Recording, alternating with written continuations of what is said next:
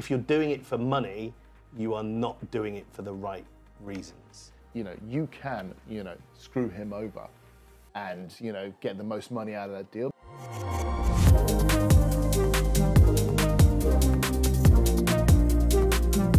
Hello team, we are the two fat brokers. I am Barney from Dubai. Ben from Abu Dhabi. Thank you for joining us, and today we are going to delve deep into the murky minds of real estate agents. You need your wellies for this one. And some hand sanitizer. We're going to talk about drivers behind real estate agents, what they think about when they're negotiating on behalf of their clients, how they go about best representing their clients, just a little or peek, worst representing their client. Peek behind the satin sheets of the curtains behind. I'm stopping. So, what do you think? Let's start with... Well, let's talk about the biggest motivator first, which is money.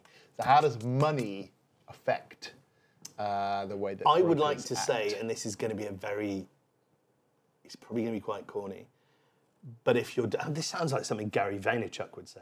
If you're doing it for money, you are not doing it for the right reasons. Right, but I mean, let's be serious here. Oh, okay. Everyone, You can't be altruistic in your job. I mean... If you're doing your job properly, the money will come. Charity workers don't work for money, but everybody else does. No, but if your focus is on the money, your focus is in the wrong place. Right. For case in point, okay, so I'm an agent and I'm representing an off-plan buyer. Mm-hmm. Right, and the off-plan buyer wants to buy a 2-bedroom apartment, and I go, don't buy this unit because I know the developers are only paying me 3% commission. Do buy this unit because I know they're going to pay me 5%. I'm not working in the best interests of my client. If that 3% is a better option for him than that 5%, which is a better option for me. Well, so the divining rule in what you're doing is just to maximize your income and not best represent your client. You're in it for the wrong reason. I mean, in a way. Irrefutable, aren't I, Benjamin?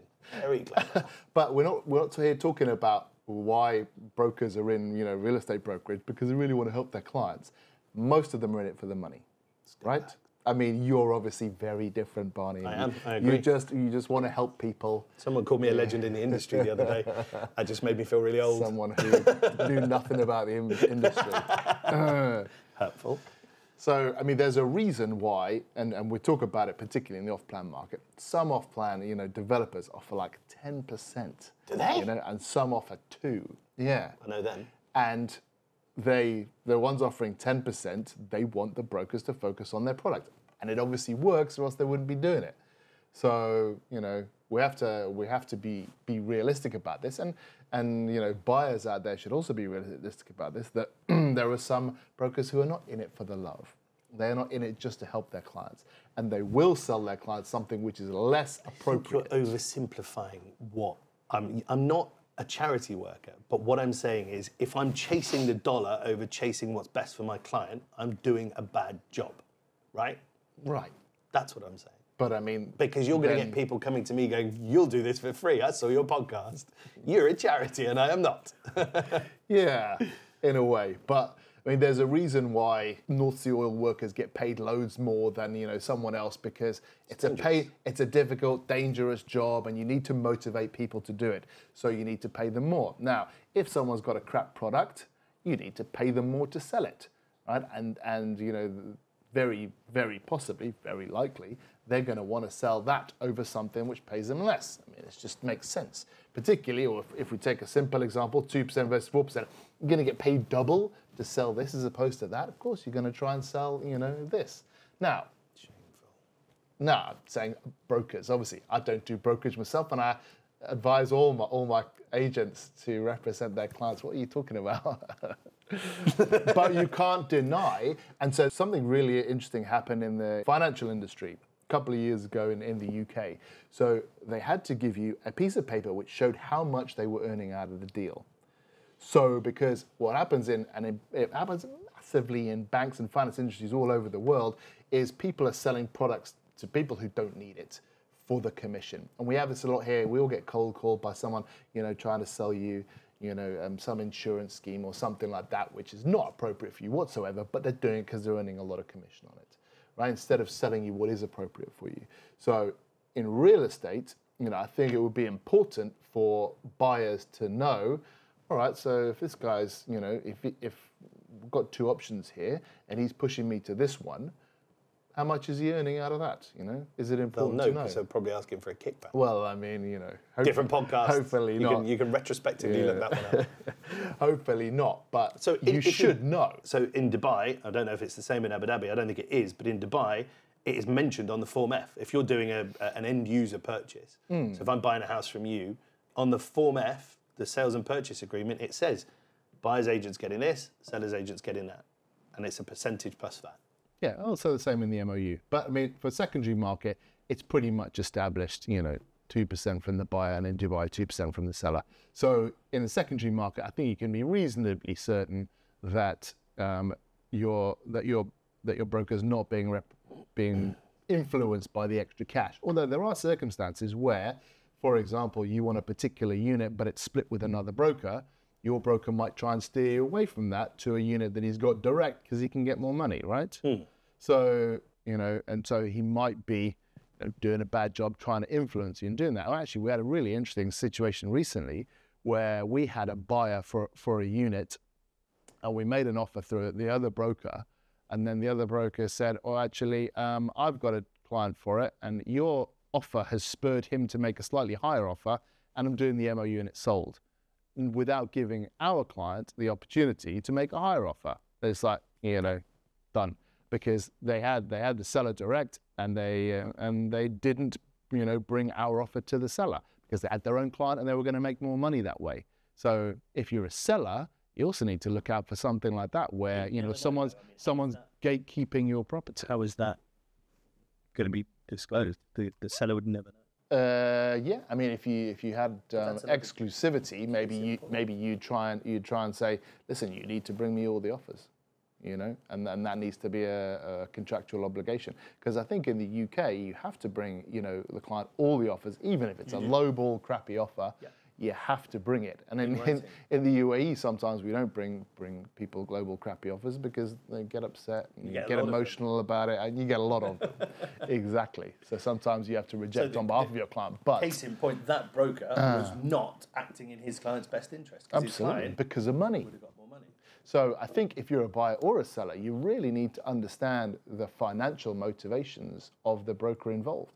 You need to understand the money, and you need to understand that maybe they don't want to do a split deal. Maybe they're not bringing you deals from other brokers. So how do you circumvent that? That's impossible to circumvent. Well, even contractually, you can still hide an offer, right? If you contractually sign something that says I will give you all the offers, you might not give all. Well, if you find out later. Find out later, but you're never going to find out.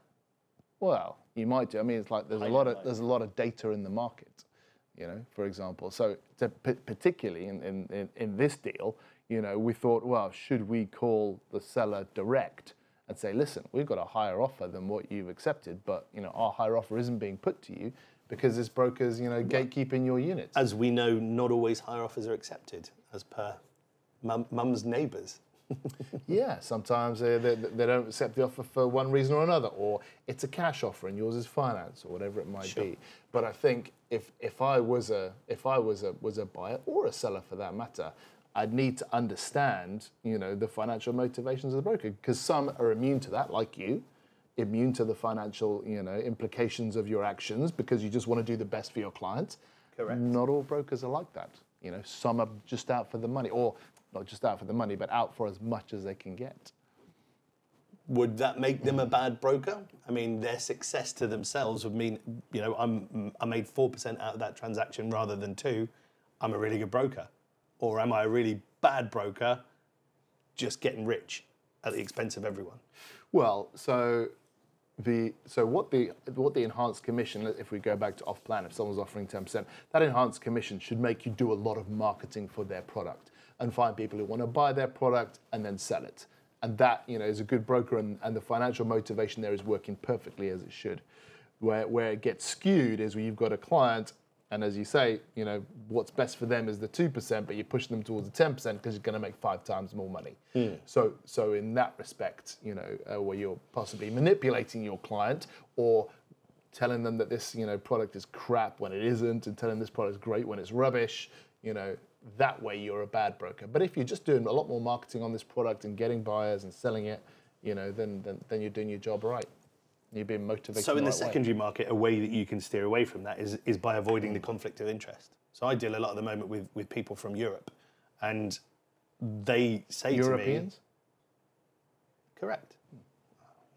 School's working out for you.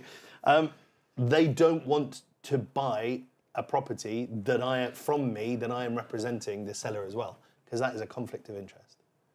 Yes. So and actually, there could be a legislation not allowed. Well, exactly. There's legislation where you cannot represent both parties. But again, that broker that circumvented your offer or didn't let your client, he was representing both sides. Yeah, I mean, there is a situation where you can represent, where the same company can represent the buyer and the seller, and that's fine. But yeah, it's still a conflict of interest, isn't it? Well, the law in Abu Dhabi, I don't know what it is in Abu Dhabi, in Dubai, it is you must have a separate representation for each, but they can be from the same company. So you could have unscrupulous, companies doing that. Particularly if you've got the unit and the buyer. To get another representation of the unit, you've got to give it to one of your mates. So you're not going to give it to someone who's going to screw the deal for you, right? You're going to give it to someone who's, safe and secure. They would likely just put their name on the contract and have nothing to do with it. Yeah, exactly. So I think, it's probably a good idea. If you are a seller or a buyer, you don't want, a buyer or a seller represented by the same person, because it could be costing you money in the long run. True. What other things motivate brokers apart from money? Money's obviously the big one. I mean, there's kudos. Anybody. Well, it takes a very specific type of person, I think, to be a real estate broker. And you and I have done a podcast about that. I mean, to be a good one, anyone can be a real estate broker. True, to be a good one. And when you get to a certain level, there is a degree of notoriety that you get from being a good real estate agent. I mean, and that is then a vindication, not vindication, that is the seal of approval on the work that you've done to that point, to have that. But is that a motivating factor? I mean, it's motivating to perhaps. Everybody's slightly motivated by fame, let's call it, for want of a better word. Why they're on social media, perhaps? That's why everybody's on social media, apart from you dinosaur. Maybe I don't need the fame and the kudos. I guess the question. Actually, I don't sell anything, so also doesn't question being, the guys who are on selling Sunset, the volume of business that they do versus the level of notoriety that they have has kind of skewed a little bit. All of these famous real estate agents who are selling Sunset, let's say, for example, they are now way more famous than the amount of business that they do. Yeah, I mean, it obviously doesn't harm them. But if we were trying to say to a buyer or a seller, okay, things you need to look out for when working for a broker, like in terms of, how they're going to act and looking inside their mind. So we've said money. Do you think kudos is something they have to worry about? Probably not. Probably not. Yeah. So what should buyers and sellers There's no kudos in selling a 2-bedroom in downtown, but there is kudos in selling a 300 million dirham villa on the Palm or in Jumeirah Bay or in Emirates Hills. Yeah. Well, I mean, at the top of the podcast, you mentioned when a real estate agent goes in to negotiate for you, if you're a buyer or a seller. Is there something you need to look out for there? Should you be talking to the real estate agent about how they should pitch your offer, or? I don't think so. I think that's actually something that I would definitely recommend sellers not to get involved in. Yeah. There is a reason why we do what we do, and we if you are good at what you do, why you're good at what you do, and then to have a seller or a buyer breathing down your neck, going, I want you to do it this way. Like as not, you're probably dealing with somebody in terms of your real estate agent who's bought and sold quite a bit more than you have. So if you feel like your 2 cents worth is important in the negotiation, I would be inclined to sit back and listen to what your broker has to say beyond what you want. What is your broker probably thinking about you as a buyer or a seller? How do you mean? So obviously if you're perhaps like trying to step in too much or whatever it might be, how is the broker kind of like seeing you? Obviously in an ideal world they see you as like a friend and someone they want to help, or whatever it might be. But how are they thinking about this transaction?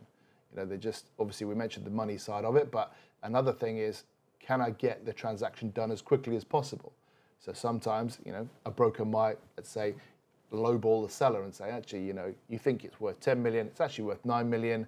He says, okay, 9 million, and then quick deal, done, thank you very much. I've got my commission and we're out of here.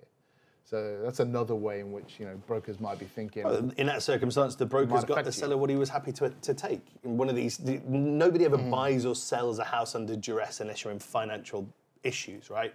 So if you were happy to take 9 million dirhams for that house, you were happy to take it. The broker got it for you. But what if you're misinformed? You shouldn't really be misinformed in this day and age. There are enough websites that cover Dubai real estate for you to have a very good idea of what your property's worth. It's when the sellers start ignoring that information, that's when they get themselves into trouble. How do you mean? The unit just stays on the market? The unit just stays on the market. Well, so my business partner, Mr. Fabrizio Saltini, said there are 3 reasons, and this is actually quite salient for someone as dumb as him. There are 3 reasons why there are 3 reasons why a property doesn't sell. 1 is the price, 2 is the market, 3 is the agent, and that's it. I would say 1 is the price, 2 is the price, 3 is the price. No, because if you got the price right, then the agent is rubbish. Yeah, but not the market. The marketing, I would say. Yeah, I guess maybe so. Price, marketing, agent. If you've got a really appalling agent, you can drop a lot of grenades. Yeah, but I think never the market, because if the market goes down, just your price needs to come down, right? So it's actually price. True. I told you it was stupid, didn't I? You were right. As usual, you were right. So if you were, let's say, a buyer, how would you go about picking a good one if you didn't know anything about real estate? So my industry, my business is based around referrals. And that for me is, if somebody is referring me as an agent, then I've done a good job for that individual. That individual's referred me to a friend, and that friend will contact me knowing I've been passed the litmus test from his friend. That is a foolproof, well, nothing's foolproof, but it's a much more accurate way of ensuring that the broker that you're dealing with is a good one and has the pedigree to do what you need. So you think just get a referral? Yeah. I mean, not just. There are ways for you to find out. You can go online and you can see who's done the most amount of transactions in your community. That can be slightly fudged again because some companies just put all of their transactions through one broker in the company. But I mean, a more accurate and safest way is to get a referral. So here's an idea, because obviously most people go online on the property portals. Yeah. What if you were to take down all the property portals, just have a multiple listing service and an MLS between brokers, so they could share, the brokers could share between each other their units, and not have any property finder, Bayut and Dibizzle? I'd be very happy. So it would so basically, buyers and sellers would be forced to work on referrals because they don't have that, But obviously there's cold callers as well, but still. Yeah, I mean, you are then removing any option for marketing to a mass audience. Well, you can still social media and Facebook, and that is social media, isn't it? Yeah. Yeah, TikTok, that's also No, it's not actually. No? It's something completely different. Okay, good. Yeah, so you still got those ways and your own website and things like that, but not like that centralized platform where people just go, oh, pretty pictures and low price, and then end up with a useless agent. Yeah, I mean, I think you'll pretty quickly wheedle out whether you're working with a useless agent. They don't call you back, they don't have the information, they don't arrive on time, they send you to a property to have a look and don't accompany you, that kind of thing. That's a bad agent. I say to my team, you have to kiss a lot of toads before you find your prince. For you to be able to. Isn't it frogs? Or did you say toes? A peek behind the curtain of agents, kissing toes everywhere. You're going to have to speak to a lot of real estate agents before you find a good one. But when you do find a good one, for the love of God, stick with them, because the more you build a rapport with the real estate agent, the more we go back to the fact that they have your best interests at heart. I'm quite happy to say to one of my clients, I don't think you should buy that property for X, Y, and Z reasons. And you won't get that from a lot of real estate agents who just want you to buy something. But if I don't think it's right for you, I'll tell you before I even bring you to see it. We're going to see this. I don't think it's right for you because of X, Y, and Z. Up to you whether you want to come and see it.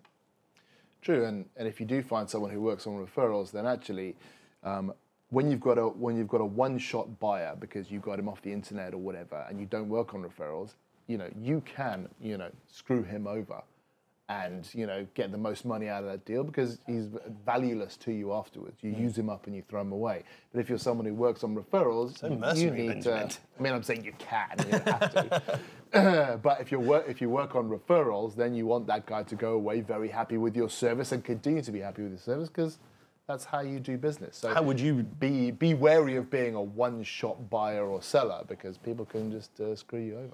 How would you get to make sure that you're dealing with a good broker, a reputable broker? Yeah, absolutely. I would, because when I first arrived here, I wasn't in real estate. I was a lawyer. Did I tell you that? From Cambridge, right? Not from Cambridge. I did my degree.